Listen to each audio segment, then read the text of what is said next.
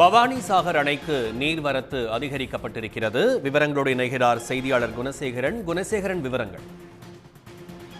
நிச்சயமாக ஈரோடு மாவட்டத்தினுடைய முக்கிய நீராதாரமாக இருக்கக்கூடிய பவானி சாகர் அணைக்கு நீர்வரத்து தற்பொழுது அதிகரித்திருக்கின்றது. நேற்று வினாடிக்கு 3500 கனஅடியாக இருந்த இந்த நீர்வரத்து தற்பொழுது காலை 6 மணி நிலவரப்படி 11,667 கனஅடியாக அதிகரித்திருக்கிறது. கடந்த 2 நாட்களாக நீலகிரி மாவட்டத்தினுடைய அந்த வனப்பகுதி மற்றும் பவானி சாகர் நீர்பிடிப்பு பகுதிகளில் கனமழை பெய்து வருகிறது. இதன் காரணமாக அணைக்கான நீர்வரத்து என்பது தற்பொழுது அதிகரித்திருக்கின்றது.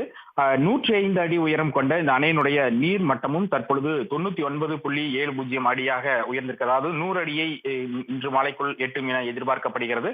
அதே போன்று 32.8 டிஎம்சி கொள்ளளவு கொண்ட அணைக்கு நீர்வரத்து இருப்பானது 28.49 டிஎம்சி ஆகவும் அதிகரித்திருக்கின்றது.